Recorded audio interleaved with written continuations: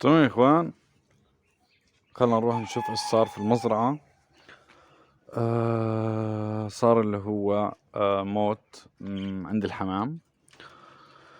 وخلنا نشوف ايش اللي مات، لانه قبل فترة هي كانت الانثى عيانة، وقلت لكم عنها الانثى اللي هي الهزاز. ففي بعض منكم قال لي انه خلص، يعني ادي اللي هو الانثى، او ادي الانثى تبعت المالديز اللي هو ذكر الهزاز، لانه هو ابوها. زي ما شايفين هذه هي الانثى ماتت. انا برجح انه ماتت في كبر السن، يعني كبيرة في السن، لانه هي صراحة عجوزة.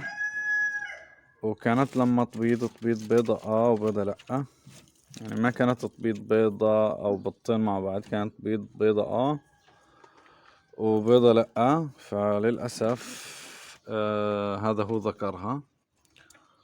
أنثى اللي هو الهزاز الهندي، زي ما شايفين مشرول ومقنبر وهزاز، فهذا يسمى الهزاز الهندي. فللأسف يا إخوان الأنثى ماتت. خلنا نشيلها، نجيب كيس ونشيلها يا إخوان، ونجيب اللي هو أنثى تانية لإله ونزوجه. أنثى متزوجة ذكر مالديز ومش متوافقة معه، يعني كل ما يبيض البيض بنخسره وما بطلع فيه جنين، أو بطلع جنين وبموت. للأسف يعني خلاص هنجيب لك عروسة لوز إن شاء الله. خلنا نروح نشوف العروسة اللي بدنا نجيب له إياها. صراحة هياك وهي صراحة بنته كمان، فهي بنته ما شاء الله ما شاء الله. هذه هي طارت هذه هي بنته متزوجة ذكر مالديز. هذا هو الذكر الأزرق اللي جوا. هندخل نشوفه، مش باين، هندخل نشوفه. كمان هنحكي لكم على شغلة صارت. زغليل المالديز الزوج هذا للأسف لقيت العرس أو الجرذ ماكلهم تحت. فربنا يعوضنا عوض خير. خلنا نشوف كنا نمسك هذه الأنثى ونزوجها اللي هو أبوها. تمام يا إخوان، بعد ما مسكناها زي ما شايفين، خلنا نشوف اللي هو ايش صار. طبعا يا إخوان زوجي اللي هو المالديز للأسف الكتاكيت تبعته نزلت على الأرض، الزوج هذا، وأكلتها افترستها اللي هو الجرذ. طبعا الأنثى متجوزها الذكر هذا المالديز، هذا هو. وللأسف يعني ما صار نصيب. كان خلنا نروح نحط اللي هو الأنثى نزوجها اللي هو الذكر أبوها. خلنا نزوج اللي هو الأنثى للذكر بعد ما ماتت اللي هو الأنثى تبعته. ومنيح إني عندي إلها يعني إله بنت نفس النوع، على أساس إن أنا أزوجها لإله. يلا مبروك عليك. طب حكم يا إخوان إنه هي متزوجة، فحيتغلب معها شوية، يعني بحكم هو يعني عريس جديد والأنثى تبعته ماتت، فهي كمان متزوجة ذكر. فبالحكم هذا حيتغلب الزوج قبل ما يتزوج، وأنا شاكك إنه حيتزوج قريب جدا، ولكن بس تنسى الذكر تبعها. طالما هو الذكر عنده ثنكة وعنده أكل وشرب ومكان، فالأنثى إن شاء الله حترضى فيه وحتقبل اللي هو الزواج وتتزوجوا. زي ما شايفين هذه هي بنته، بسم الله ما شاء الله عليها. وقبل هيك بضت مرتين عندي وما حلفهم الحظ انه ينتجوا مع الذكر المالديزي اللي تو شفتلكوا اياه.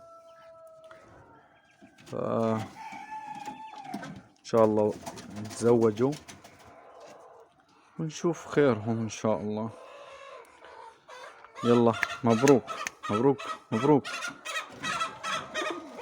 مبروك الزواج. ان شاء الله يتزوجوا قريب وينتجوا يا اخوان، نشوف انتاجهم. مش عارف ايش صاير هان. الدجاجة هذه حد مطردها. ها عرفت انا ما لقيت مين اللي بكسر بيضها. الانثى هذه شايفين تدعس على البيض وبتكسر البيض وبتطردها. فانا حاليا عرفت مين اللي بكسر البيض اللي كان تحتها، مش هي انثى اللي هو البط. على ما يبدو بدها تبيض،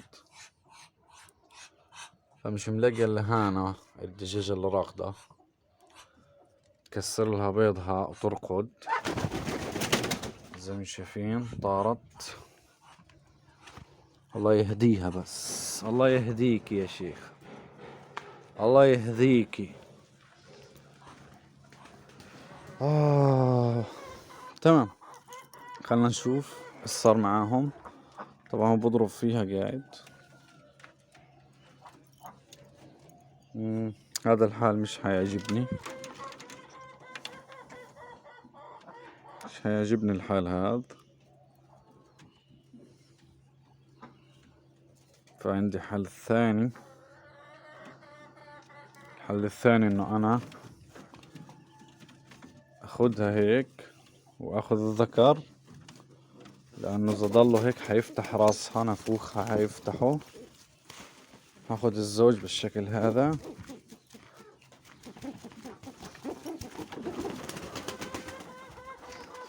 واحطه هان، واخذ ذكرها واحطه في الثنكغات. شايفين كيف بتزوم لذكرها؟ شايفين كيف؟ حاليا حناخد الذكر تبعها. طفشنا الحمام احنا هيك، طفشناه كله طفش. هناخد الذكر تبعها ان شاء الله، فرد الذكر الحمام،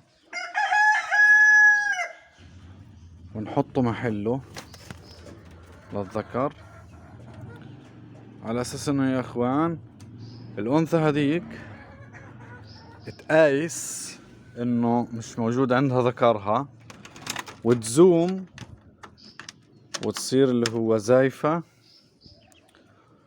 وتقبل انه تتزوج الذكر هذا. يعني حنحتاج 4-5 ايام. احنا بنعتبره هذا طلاق، يعني احنا بنطلق اللي هو الانثى هذه، بنطلقها.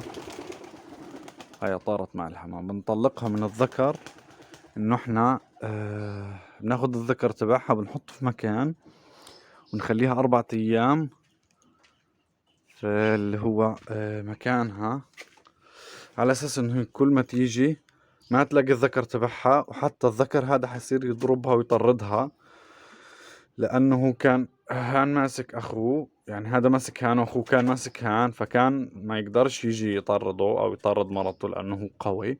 فحاليا الذكر هذا حيطردها، فحتنهان وحتصير تنزل تحت، تنهان من الذكور، وهذا حيضله يزوم عليها يزوم عليها وحيتزوجها ان شاء الله. هذه طريقتي اساسا بالتزويج، وما اضحكش عليك، وهذه هي الطريقة تبعتي. يعني كبيرها اذا كترت اسبوع ان شاء الله وحتتزوجوا. طيب ليش هيك بدك تسوي يا ابو ادم؟ اول حاجة الذكر هذا ما بلقط معاها، وكل ما تبيض ما بطلع اللي هو الانتاج. هذا لسه شباب، يعني اول انتاج معاها كمان، بس كل ما تنتج ما بنجح. فهذه كانت طريقتي. اتمنى تكون عجبتكم. صح شوية مخربطة، ولكن ان شاء الله تكون عجبتكم.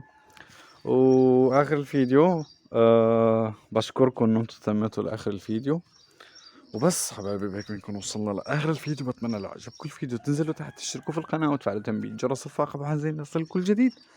حبايب تمرش على فيهم من غير ابتسامة، أكثروا من الصلاة على النبي. اذكروا الله يذكركم، استغفر الله يغفر لكم، والسلام عليكم ورحمة الله تعالى وبركاته. سلام يا إخوان.